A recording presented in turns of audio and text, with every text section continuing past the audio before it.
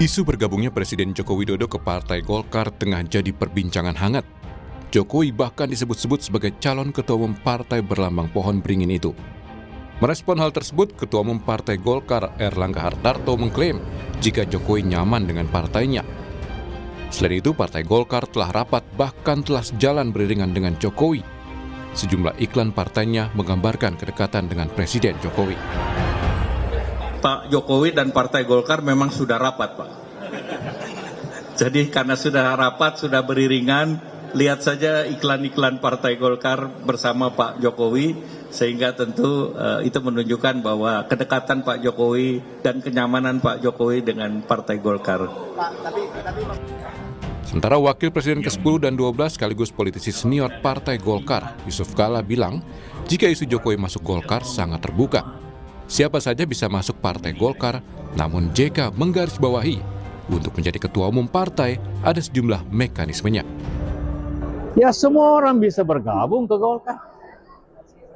Tapi tentu dengan cara-cara bergabung aja boleh, apa tidak boleh. Menurut Bapak berarti Pak Jokowi tapi cocok ya Pak masuk Partai Golkar secara karakteristik begitu yang Pak JK? Ya, semua orang bisa, kamu juga bisa. Saya juga bisa Pak. Hah? Boleh, tapi untuk jadi pengurus ada aturannya. Kalau untuk jadi ketua atau jadi apa harus minimum 5 tahun, harus menjadi pengurus. Politisi PDI Perjuangan Deddy Sitorus tak ambil pusing dengan isu Jokowi yang hendak bergabung ke Golkar. Deddy pun enggan menjawab status keanggotaan Jokowi di PDI Perjuangan. Ya Jokowi suka-suka dia mau jadi kader mana, kader siapa yang dia penguasa tertinggi. Hubungan bagaimana orang cita-cita dia menghancurkan PDIP kok masih ada hubungan, dari mana? Kan jelas yang dibilang Adi Wijayanto, beliau itu ingin supaya PDI Perjuangan suaranya mengecil, berkurang. Kalau perlu ya, kan kira-kira gitu ya. Kalau sudah tahu kita isi kepala Pak Jokowi begitu, masa masih mau komunikasi? Pemilihan Ketua Umum Partai Golkar bakal dilangsungkan saat Munas Partai Golkar Desember mendatang. Nama-nama yang masuk bursa calon ketua umum yakni 3 Menteri Jokowi di Kabinet Indonesia Maju. Erlangga Hartarto, Bahlil Lahadalia, Agus Gumiwang Kartasasmita, dan Bambang Susatyo. Lalu, akankah Jokowi resmi merapat ke Golkar? Tim Liputan, Kompas TV.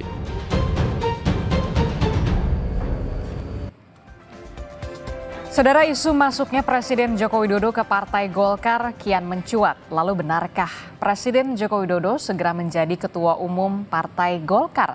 Lantas bagaimana status keanggotaannya di PDI Perjuangan?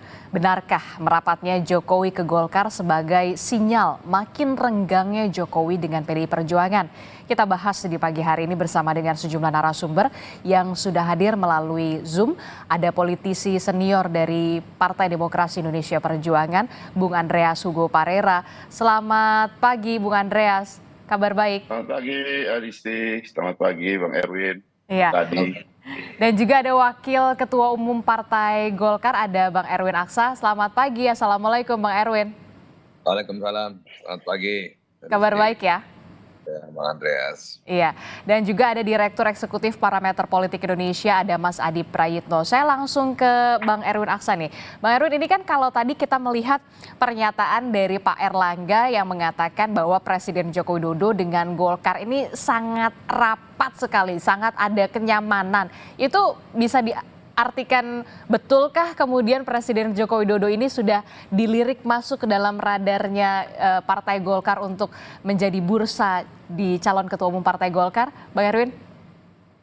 Ya, kalau kita lihat kemarin beberapa pertemuan antara Pak Erlangga dan Pak Jokowi, bahkan sampai iklannya juga Pak Jokowi mengendorse ya pada saat pemilu kemarin, ya kita bisa lihat bahwa Pak Jokowi dan Golkar itu tentunya sama prinsip-prinsip dari platformnya, yaitu kerja.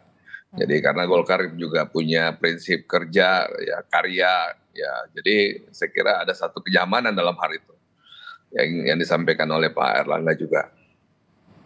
Tapi betul nggak sih kalau memang Presiden Joko Widodo ini namanya memang sudah masuk ke dalam radar bursa caketumnya dari Partai Golkar menggantikan Erlangga, Pak Erlangga?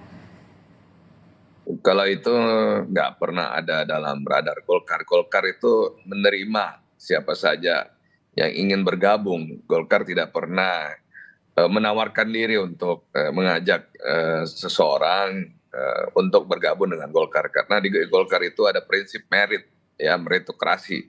Jadi berjenjang dari bawah. Jadi Golkar tidak pernah mengajak bergabung, malah orang yang bergabung ke Golkar seperti Ridwan Kamil tempo hari. Jadi tidak ada tawaran ya kalau selama ini begitu ya, Bang Erwin ya? Nggak ada. Kita kan selalu mengatakan ya welcome aja, silakan kalau mau bergabung. Tetapi tidak pernah ada mengajak untuk bergabung dengan Golkar. Nah, kalau misalkan syaratnya untuk menjadi calon ketua umum, benarkah harus menjadi pengurus dulu seperti yang tadi paket sebelumnya kan ada Pak Yusuf Kala mengatakan ada mekanismenya yang harus dilalui begitu? Ya itu betul, syarat-syarat untuk menjadi ketua umum di Golkar itu sangat ketat ya. Karena pengurus baik itu pusat dan daerah selama 1 periode penuh, ya kemudian mendapat dukungan 30% dari pemilik suara, ya terus kemudian aktif dalam partai selama 5 tahun, ya dan berbagai macam syarat lainnya. Jadi tidak mudah untuk menjadi ketua umum di Partai Golkar. Karena tadi sistem di Golkar itu adalah merit. Oke, jadi tidak mudah menjadi seorang ketua umum di Partai Golkar, harus menjadi pengurus dulu paling tidak 1 periode begitu ya, Bang Erwin ya? Ya, betul. Nah, saya mau konfirmasi, jadi Pak Jokowi sudah join atau belum ke Golkar? Kalau begitu. Sementara KTA-nya belum pernah diterbitkan, jadi sementara barangkali belum menjadi anggota Golkar. Oke. Mungkin masih di PDIP barangkali. Oke, ya udah. Saya tanya dulu deh ke Bung Andreas. Bung Andreas sudah senyum-senyum. Jadi gimana nih, Bung Andreas, Pak Jokowi? Apanya yang gimana nih, Adisti? Iya, masih di PDI Perjuangan atau bagaimana nih? Karena kan santer sekali isunya ini ada dalam radarnya Golkar untuk sebagai calon ketua umum Partai Golkar. Kalau dari PDI Perjuangan sendiri bagaimana? Kalau gini Adisti, kalau kita melihat cara pendekatannya pada ada di mana, terus kemudian pada KTA formal seperti itu sama aja kita melihat satu objek dengan kacamata yang buram gitu, jadi akan salah kita melihat. Nah, kalau kita perhatikan Pak Jokowi, ini kan sejak beberapa tahun lalu bahkan, ketika beliau mau menambah 3 periode, kemudian menambah 2 atau 3 tahun lagi untuk menjadi presiden, kemudian terakhir ya anak beliau ada perubahan di MK untuk kemudian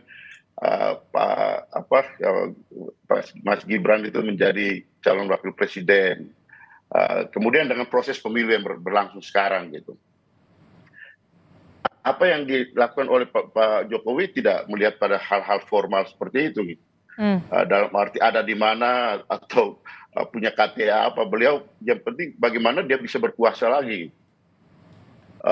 Atau bagaimana dia ikut mempengaruhi kekuasaan itu gitu.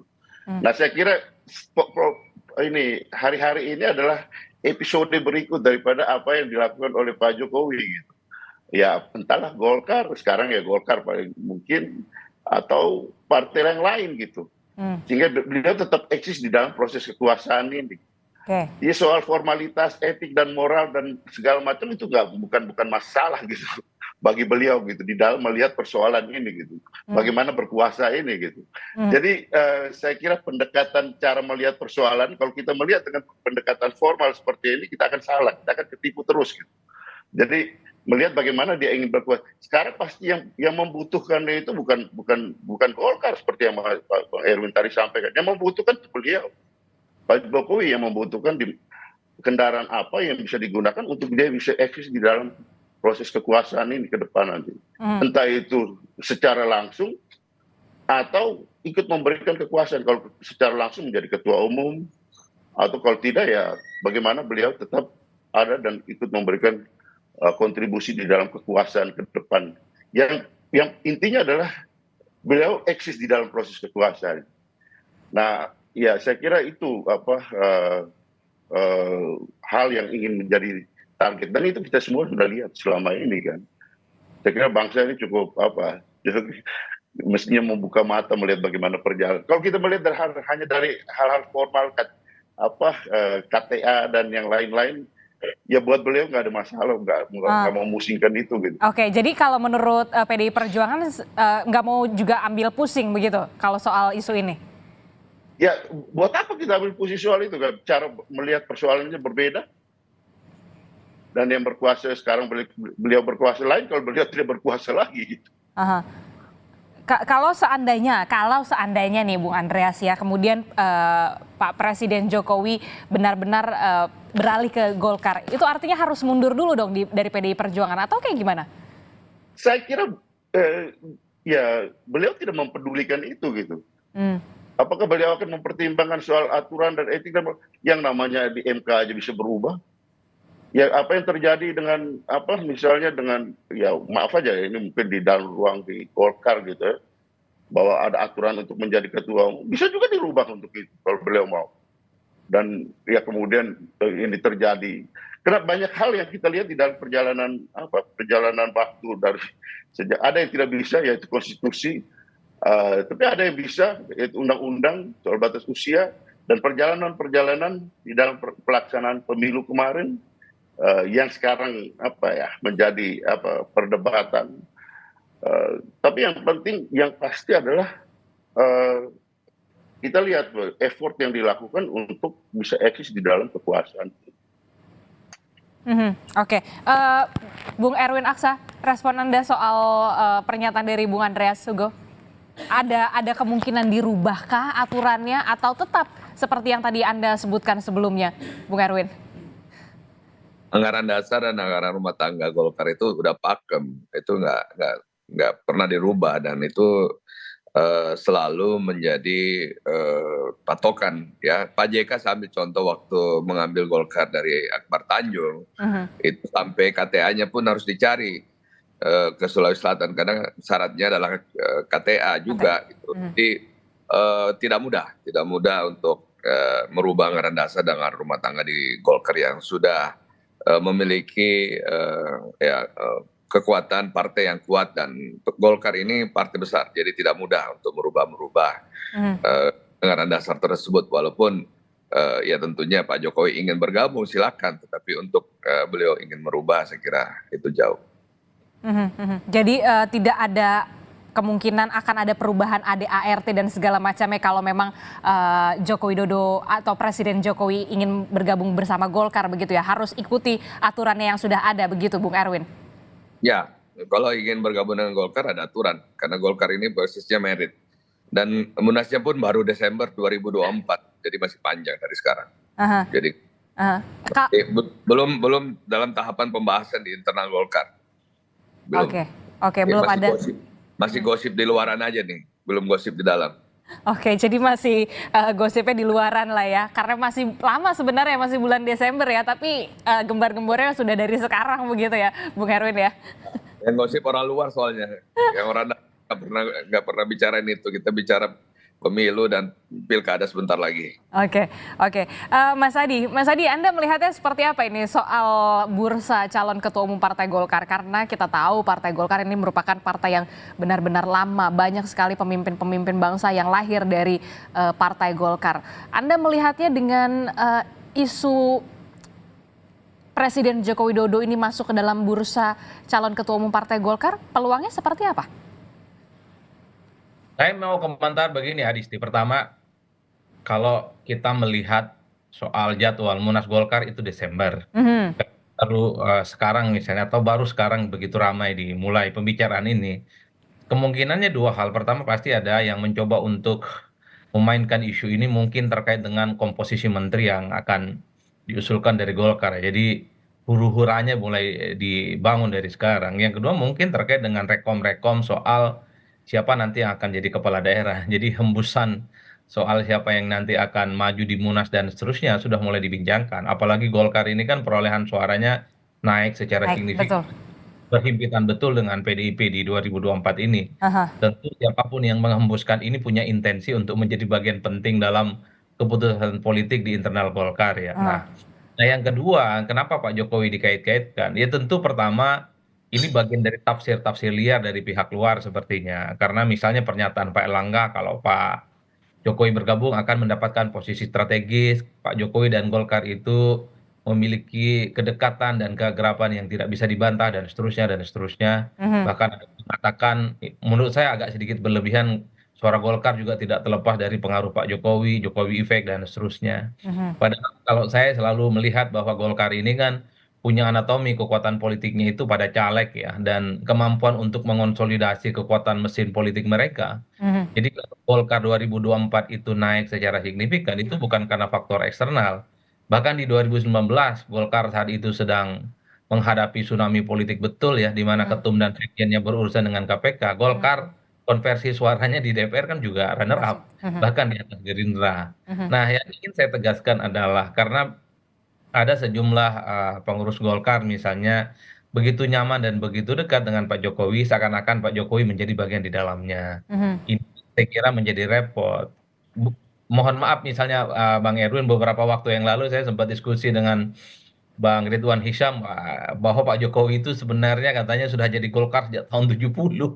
Ini yang kemudian membuat seakan-akan Pak Jokowi ini dikaitkan dekat dengan Golkar gitu. Bahkan kenaikan Golkar itu kan juga dikaitkan dengan bagaimana ada effort, ada efek yang ditimbulkan oleh Pak Jokowi dan seterusnya dan seterusnya. Bahkan aturan-aturan terkait dengan ADART yang dan itu akan mempersulit orang luar eksternal seperti Jokowi itu menjadi bagian dari Golkar. Itu gampang bisa diudah katanya di ADART-nya melalui kongres ataupun keputusan-keputusan politik strategis. Saat itu saya agak kaget sebenarnya mendengar statement dari Bang Ridwan Hisam. Apakah Golkar itu semudah itu ya dalam tanda kutip bisa dimasukin oleh pihak eksternal? Apalagi misalnya Golkar saat ini adalah partai politik yang menurut saya sebenarnya soliditasnya cukup luar biasa, nyaris tak ada resistensi, nyaris tidak ada gejolak dan seterusnya.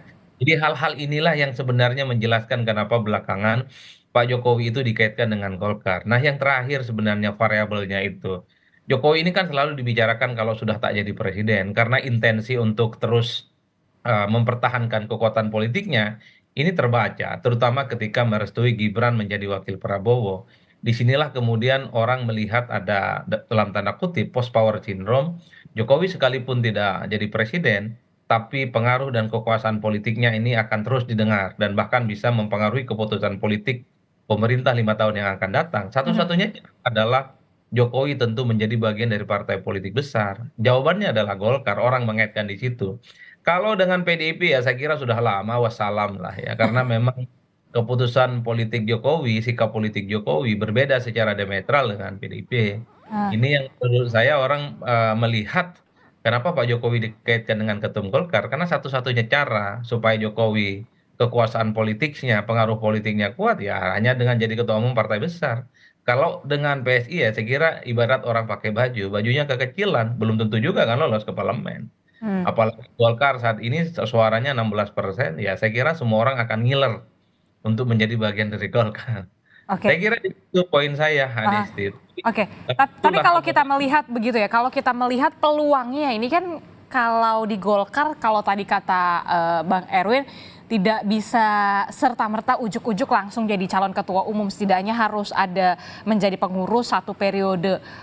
Ini nanti seperti apa?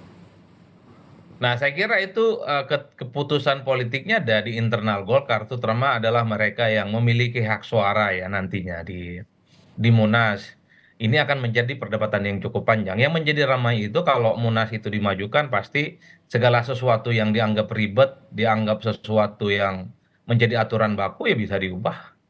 Mahkamah Konstitusi aja bisa memutuskan sesuatu yang di luar batas kemampuan gitu ya. Hanya ingin mengikuti kekuasaan politik.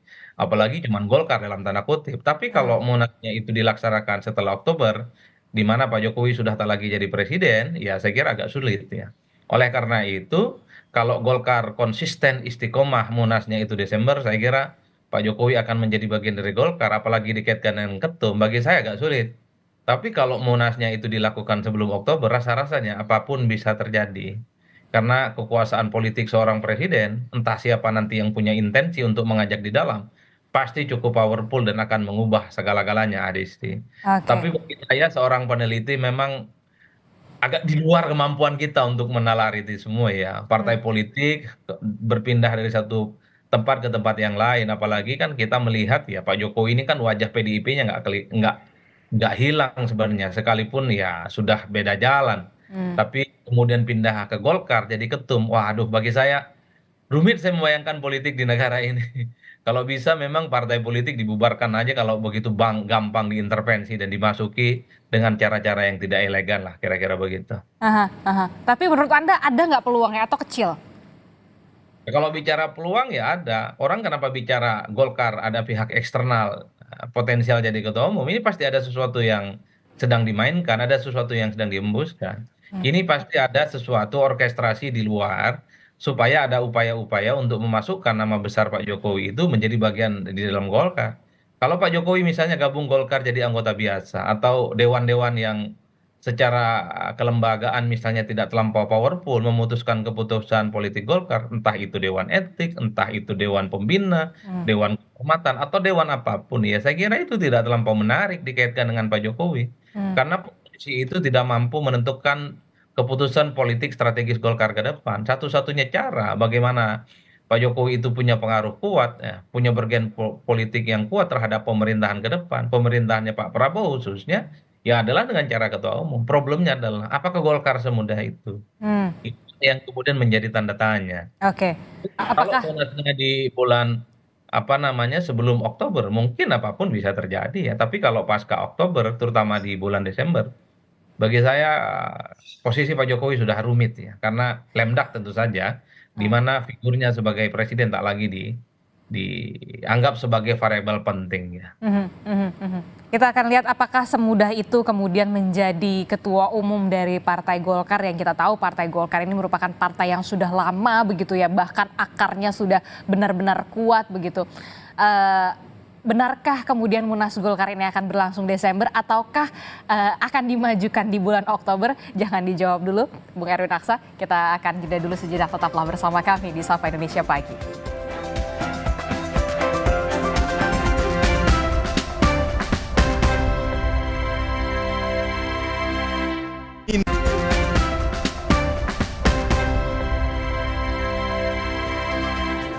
Terima kasih Anda masih bersama kami, Saudara di Sapa Indonesia Pagi. Kita masih membahas soal isu dari Presiden Joko Widodo yang masuk ke dalam bursa calon ketua umum Partai Golkar. Mungkinkah itu terwujud? Kita masih membahasnya bersama dengan Bung Erwin Aksa dari Partai Golkar, kemudian juga dari PDI Perjuangan ada Bung Andreas Hugo Parera dan juga ada Mas Adi Prayitno. Nah, tadi menyambung dialog kita ya Bung Erwin, Mas Adi mengatakan kalau Munasnya di Desember bisa dikatakan agak sulit, tapi kalau misalkan Munasnya di Oktober ya peluang-peluang itu masih ada.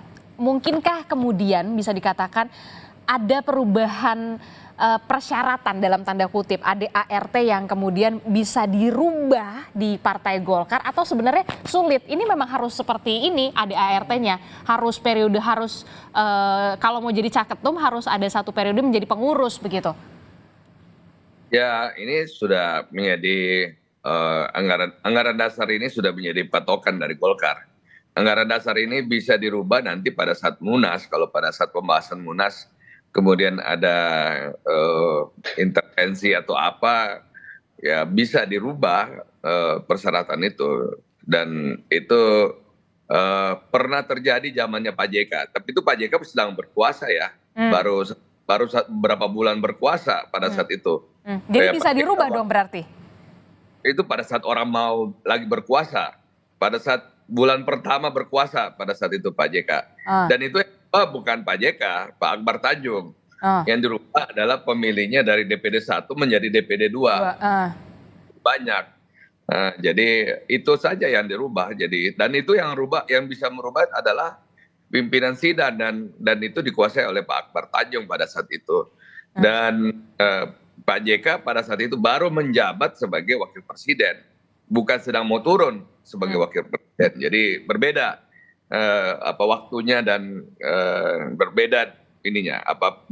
Golkar pada saat itu ingin merapat ke Pak JK, ya, karena Pak JK sedang berkuasa pada saat itu, karena baru menjabat menjadi wakil presidennya Pak SBY pada saat itu. Dan kalau yang ini kan berbeda. Tadi seperti kan Mas Adi mengatakan bahwa Pak Jokowi akan turun. Jadi berbeda, satu hal yang berbeda. Gitu. Jadi kalau anggaran dasar mau dirubah dengan alasan apapun itu tidak mungkin lagi kita rubah, karena itu sudah menjadi standar baku dari Golkar. Dan itu sudah dilakukan berbagai munas di Golkar menggunakan standar anggaran dasar, anggaran rumah tangga yang ada sekarang. Bahkan merubahnya lagi menjadi pemilihnya DPD 1 bukan DPD 2 itu tidak mungkin. Tapi kalau dari segi melihat begitu ya, dari sosok Joko Widodo sendiri, kalau Partai Golkar ini membutuhkan nggak sih sosok sebagai figur seperti Presiden Joko Widodo ini untuk masuk ke dalam Partai Golkar? Ya kalau mau masuk sebagai anggota biasa silahkan aja, pastikan kita terima. Karena Pak Jokowi memiliki platform kerja ya, berkarya. Jadi saya kira platform Pak Jokowi dengan platform Golkar sama gitu, berkarya. Jadi untuk masuk menjadi anggota silahkan. Kita punya pelatihan juga di Golkar, nanti ikut pelatihan Golkar juga nanti silahkan. Nanti banyak hal yang harus diikuti dalam Golkar karena kita berbasis meritokrasi gitu. Tampaknya harus ada beberapa persyaratan yang memang harus ada beberapa barikade yang harus dilalui oleh Presiden Joko Widodo ya, kalau memang betul-betul nantinya akan masuk setidaknya sebagai pengurus dari Partai Golkar ya, Bung Erwin. Tapi kalau kita melihat juga kan kedekatan antara Pak Erlangga dengan Pak Joko Widodo ini bisa dikatakan ada kecipratan lah ya, Jokowi's effect-nya ini sampai akhirnya suara Golkar ini bisa dikatakan saat ini naik signifikan begitu di pemilu 2024 ini. Saya kira faktor yang menaikkan Golkar ini adalah caleg. Ya karena ini adalah caleg ya, ini kan open pemilihan terbuka gitu. Jadi suara calegnya lebih besar dari suara partai. Kita tahu bahwa Pak Jokowi juga kan ada Tapi kan iklannya juga banyak Golkar sama Pak Jokowi. Ya iklan karena Pak Jokowinya mau juga kan dia mengendorse Golkar. Jadi apakah efeknya terhadap Golkar ada kita belum tahu, tergantung penelitian Mas Adi nanti. Ada efeknya, tetapi sementara yang kami melihat bahwa ini adalah faktor caleg-caleg kita yang memang bekerja keras mendapatkan suaranya. Oke, Bung Andreas, Anda ingin menanggapi soal Jokowi's effect ini? Ya, saya kira kemarin ya Golkar membutuhkan Jokowi, tapi sekarang Jokowi yang membutuhkan Golkar. Tinggal bagaimana proses tarik-tarikannya aja gitu. Kenapa? Seperti yang tadi saya katakan gitu. Emang PDIP udah nggak membutuhkan Jokowi lagi berarti? Iya, makanya kalau pendekatan membutuhkan, pendekatannya KTA, itu buat Pak Jokowi nggak ada artinya gitu. Itu nggak penting dan dia nggak mempedulikan itu gitu. Nah sehingga ya sekarang bagaimana ya saya juga sebagai politisi tapi saya juga ikut mengamati ini pendekatan behavior dalam orang bilang di dalam ilmu politik itu pendekatan perilaku penguasa gitu. Di dalam menggunakan instrumen kekuasaan. Nah kalau kita lihat bagaimana apa yang dilakukan oleh beliau kan adalah beliau menggunakan semua instrumen kekuasaan untuk kemudian bagaimana dia ada di dalam dia menjadi orang yang tetap berkuasa dan menggunakan kekuasaan untuk melanjutkan kekuasaan itu gitu. Dan itu yang kita lihat sekarang gitu kan. Ini adalah jilid 2 daripada proses yang sebelum pemilu kemarin. Ya kalau kita lihat sebelum pemilu memang Golkar membutuhkan, tapi sekarang setelah pemilu kalau tidak ada istilahnya dalam tanda petik ya, udah tunggangan lagi, bagaimana dia akan berkuasa gitu kan. Makanya yang bisa menyetop ini adalah kekuasaan pada dirinya gitu. Atau instrumen kekuasaan yang bisa digunakan. Hanya itu gitu.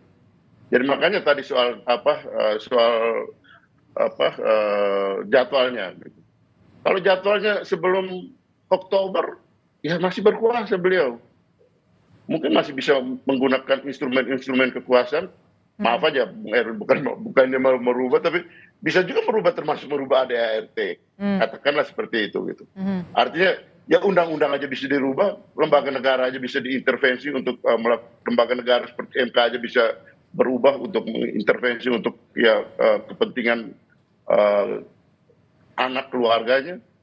Nah, apalagi kalau ya bukannya meremehkan Partai Golkar, kita tahu Partai Golkar besar, tapi effort itu bisa terjadi gitu, bisa dilakukan gitu untuk merubah ya termasuk merubah ADART.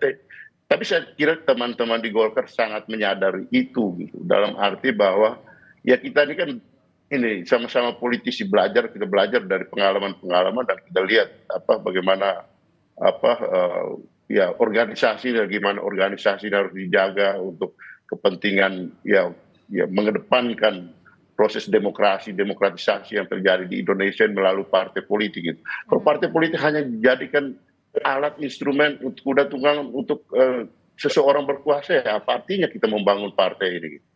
Ya, saya kira itu Mas Adisti, ya saya juga ikut mengamati seperti Mas Adi gitu. Ya sebagai politisi juga sekaligus sebagai pengamat di dalam proses bagaimana melihat perilaku orang dan orang yang ada di dalam kekuasaan. Dalam ilmu politik itu ada istilahnya, ada Machiavellian itu. Bagaimana soal etik dan moral itu tidak peduli, yang penting bagaimana berkuasa dan mempertahankan kekuasaan. Itu Machiavellian. Oke, baik. Mas Adi, kalau misalkan kita melihat gitu kan tadi Bung Andreas bilang kalau misalkan Munasnya Oktober begitu berarti kan Presiden Joko Widodo masih menjabat begitu ya kalau misalkan. Nah, kalau Desember oke lah sudah tidak lagi menjabat begitu. Ada nggak dampak signifikannya untuk Golkar? Ya sebenarnya Golkar dalam kondisi yang cukup stabil. Di internal Golkar sampai hari ini pun itu tidak ada resistensi, tidak ada dinamika yang saya kira berlebihan ya, sehingga ada upaya-upaya untuk mempercepat Monas itu tidak menemukan kontekstualisasinya. Tidak ada urgensinya berarti maksud Anda? Tidak ada urgensinya, apalagi misalnya di tengah perolehan Golkar yang menurut saya melesat gitu ya, dari 12 jadi 16. Ini akan memperkuat posisi bagaimana Pak Erlangga Hartarto tentu dengan struktur kepengurusannya. Ini tak ada celah sebenarnya untuk merongrong dan mempercepat Munas. Itu dalam kondisi alamiah yang tapi kan kalau membaca kecenderungan invisible hand kekuasaan-kekuasaan politik yang kemudian mencoba untuk masuk ke partai politik, ya apapun bisa terjadi di kemudian hari. Ini yang sebenarnya membuat kita ini agak khawatir gitu ya. Kalau lembaga-lembaga negara misalnya begitu banyak keputusan politiknya hanya ingin mengikuti selera kekuasaan, apalagi hanya partai politik yang menurut saya begitu mudah untuk diubah. Oleh karena itu, kalau Munas ini dipercepat berarti namanya Munaslup. Ada sesuatu yang terjadi, entah itu ada unsur eksternal ataupun ada pihak-pihak yang mencoba untuk mempercepat. Tapi kalau di bulan Desember ini tentu on the right track supaya Golkar itu tidak selalu bergejolak di setiap pergantian suksesi politiknya. Tapi satu hal yang ingin saya katakan ya, Munaslup atau mempercepat Munas itu sebenarnya bagi saya kalau membaca Golkar per hari ini tuh sudah nggak relevan, udah nggak ada alasan-alasan yang bisa diterima. Terlepas misalnya nanti apapun alasannya, bagi saya sih memang agak rumit ya membayangkan dari luar. Karena perolehan Golkar ya per hari ini pun kalau mau dibaca rata-rata cukup kuat dan solid. Nah yang kedua, Adisti, saya termasuk orang yang sejak awal selalu mengatakan Golkar ini kan sebenarnya tidak terlampau penting ya siapa yang diusung dalam Pilpres. Golkar ini pileknya itu adalah di mana kekuatan politiknya ada di struktur caleg ya, yang diusung. Di 2024 ini misalnya ketepatan mengusung caleg menjadi variabel penting kenapa suaranya signifikan. Banyak mantan-mantan kepala daerah yang kemarin kemudian berakhir masa jabatan politiknya dimajukan lagi. Itu insentif yang menurut saya tidak dimiliki oleh partai yang lain. Mungkin ada tapi nggak kelihatan. Ada nama Airin, dia memperkuat kekuatan politik di Banten. Airin adalah mantan wali kota 2 periode di Banten dan terpilih ada misalnya mantan Bupati Tangerang Ahmad Zaki yang saat ini adalah ketua DPD Golkar Jakarta misalnya, itu juga ada variabel-variabel yang begitu mudah untuk dilihat bagaimana anatomi dan kekuatan politik Golkar itu bukan pada outsider, tapi di internal partai ya. Tapi ini yang kemudian membuat kenapa Pak Jokowi itu ramai, karena ada upaya-upaya untuk mendekatkan Pak Jokowi dengan apa namanya grupnya Bang Erwin nih di Golkar. Tapi itu tadi, ini mengingat Pak Jokowi itu sudah tak lagi punya sandaran politik di partai. Bagi Bang Andreas ya udah nggak ada tempat lagi bagi Pak Jokowi sampai kiamat untuk Pak Jokowi dan keluarga besarnya rasa-rasanya sulit. Apa iya Golkar mau? Nah kira-kira begitu.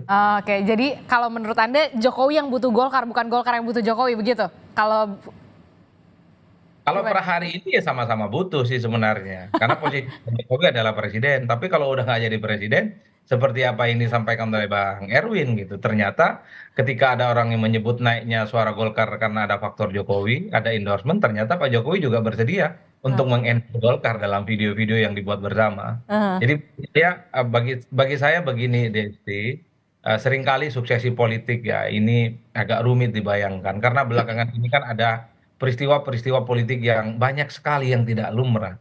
Kalau dibaca secara linier ya mestinya Munas itu Golkar Desember dan Pak Jokowi tak ada di situ. Heeh. Tapi kalau kita membaca persoalan politik di Golkar ini secara anomali ya jangankan Golkar, jangan-jangan seperti Bang Andreas tadi bilang bisa sebelum Oktober ini.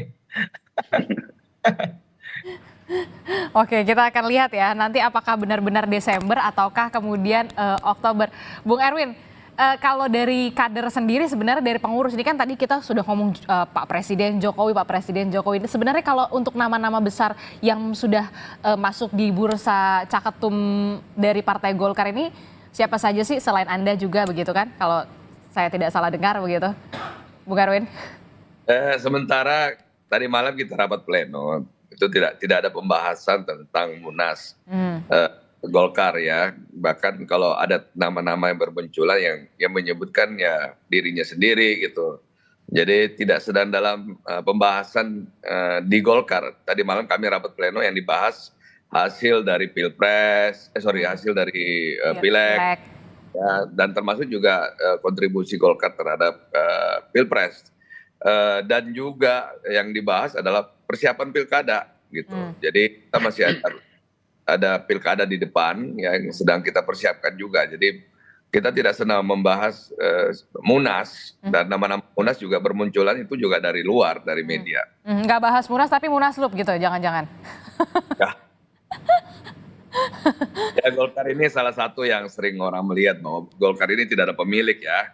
Pemilik itu ya pemilik suara. Jadi Golkar ini tidak ada pemilik tunggal. Jadi Golkar ini adalah partai yang terbuka. Jadi siapa saja. Kalau ketua umumnya berprestasi pasti semua ingin melanjutkan kembali apa yang telah ada sekarang ini gitu. Jadi berbeda contoh kemarin Pak JK maju Pilpres gagal. Kemudian ya Pak JK harus Munasnya diambil Pak Abu Rizal.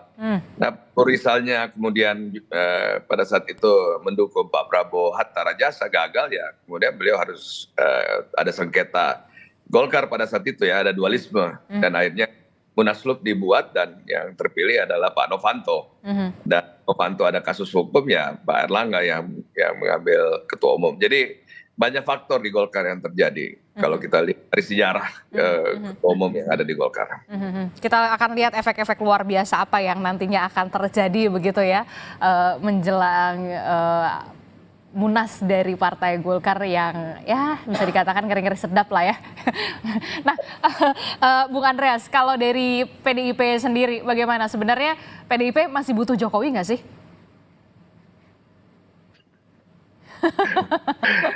Saya kira sekarang ini, kalau kan kemarin kan katanya ada rencana mau ketemu ibu melalui perantara gitu. Tapi gini, sekarang ini kan kita lihat jilid 2 gitu, sudah selesai pemilu ini. Bulan Oktober akan beda lagi gitu kan. Jadi kalau tadi seperti yang tadi saya katakan sebelumnya, ya kayak Golkar ini kan yang butuh beliau gitu. Saya kira ya pernyataan Bung Erwin kan jelas gitu kan. Yang mana yang bisa lebih mudah. Kalau yang lain ini kan, yang lain istilahnya apa? Ada pemiliknya gitu. Golkar kan lebih terbuka gitu. Lebih terbuka gitu. Yang dalam arti ya ada Bung Erwin, ada Pak Erlangga, ada Pak Bamsud, Bambang Sustio, macam-macam gitu. Ada banyak teman-teman yang di Golkar ini. Golkar. Gitu. Sehingga mungkin kalau mendekati satu, mendekati yang lain bisa masuk ke dalam dan merubah konstelasi. Tapi kita lihatlah, saya kira teman-teman Golkar pun sangat menyadari apa yang terjadi sebelumnya dan apa yang terjadi setelahnya. Saya kira ya kita ini kan sama-sama politisi gitu, jadi sama-sama melihat sekaligus mengamati bagaimana perjalanan kekuasaan dan penguasa yang berkuasa ini. Jadi ya kalau hanya mau dipakai menjadi kuda untuk meraih kekuasaan demi kekuasaan, saya kira ya ada waktunya, cukuplah gitu kan. Kemarin kan sudah cukup banyak gitu. Oke, nanti kita akan tunggu bagaimana dinamika selanjutnya ya. Apalagi kan kalau dikatakan jadwalnya Munas itu bulan Desember, ataukah memang nanti akan ada dimajukan jadi bulan Oktober, ya kan kita nggak tahu juga ya nanti seperti apa dinamikanya. Terima kasih Bung Erwin Aksa dari Partai Golkar, kemudian jadi ada Bung Andreas Hugo Parera dari PDI Perjuangan, dan juga Mas Adi Prayitno telah bergabung bersama kami. Terima kasih Bapak-Bapak, sehat-sehat selalu, sampai jumpa.